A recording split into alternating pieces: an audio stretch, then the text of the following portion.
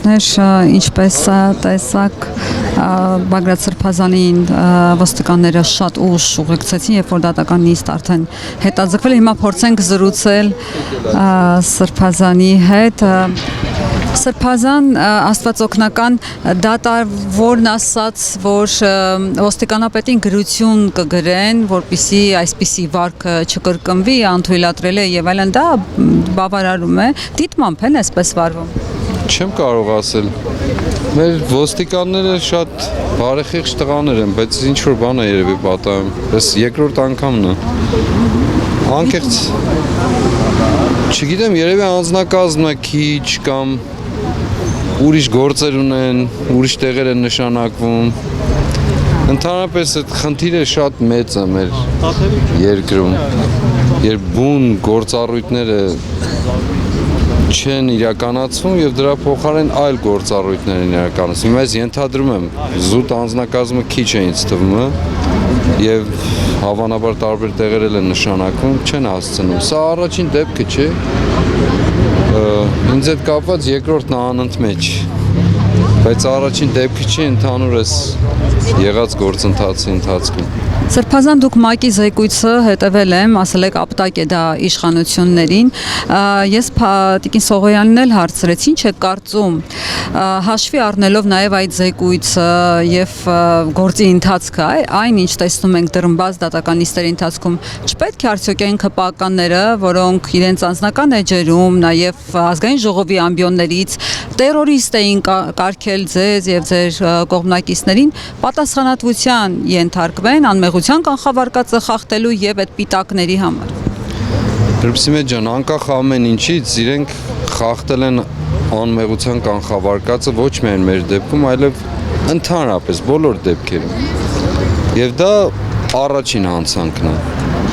Երբ հարցը վերաբերում է իրենցից որևէ մեկին, իրենք գոռում, գոչում, աղաղակում են անմեղության կանխավարկածը պաշտպանել։ Երկրորդ պարագան։ Իրենք այսպես թե այնպես պետք է պատասխանատվության ենթարկվեն։ Կլինի այսօր, չէ, կլինի այսօր, կլինի վաղը, դեռ երկրայինում կենթարկվեն, հետո երկնայինի մասին Աստված մեծ է, ճանապարհները ցույց կտա ով ինչպես։ Երրորդ պարագան, ուրեմն հետաքրքիր երևույթ է տեղի ունենում արդարադատության իմաստով։ Մենք մոտ 20-25 հոգու հենց այդ իմաստով զրպարտության, անմեղության կանխավարկած խախտելու իմաստով դատական հայցեր ենք ներկայացրել։ Հիմնականում դատարանները նշում են, որ ճիշտ ենք ասում, հիմա մանրամասնությունները չասեմ, ճիշտ ենք ասում, բայց սա ինչ է նշանակում, ընդամենը 3 գործ է, որ դրանցից հաղթել ենք,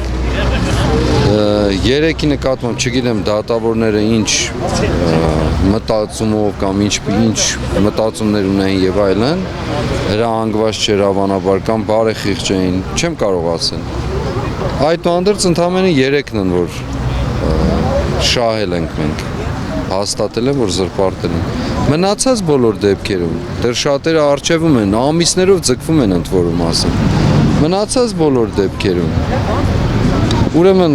գալիս հասնում եմ եզրակացության, ասելով որ ամեն ինչ ճիշտ է, հասնում են եզրակացություն, ասում են ոչ։ Եվ սա նրանք էլ ընդունում են, որ իբր իրենք հաղթել են դատարաններում։ Հիմա արմատական խնդիր կա այլևս։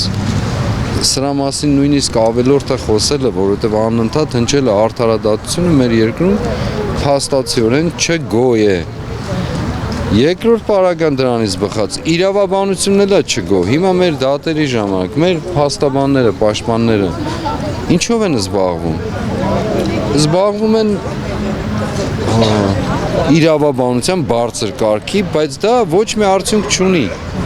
Ըստ էության իրենք դառնում են մամուլի համար խոսող կիսաքաղաքական գործիչներ կամ կիսաքաղաքական տեքստերով այլևս ժողովրդին ներկայացնող եւ նաեւ կալանքի տակ գտնվող մարդկանց այցելողներ, սոցիալական ծառայողներ։ Այսինքն այդ աստիճանն է իրենց իջել։ Ժամերով իրենք խոսում են, ներկայացնում պատրաստված եւ այլն բոլոր մանրամասնություններով, 1 րոպե տևում է մեղադրողի, այսպես կոչված, 1 րոպե էլ դատավորի նրա ներկայացած մեղադրանքը 1 րոպե էլ դատավորի որոշումը, ոչ հարց, ոչ պատասխան, ելույթներ, որոշում։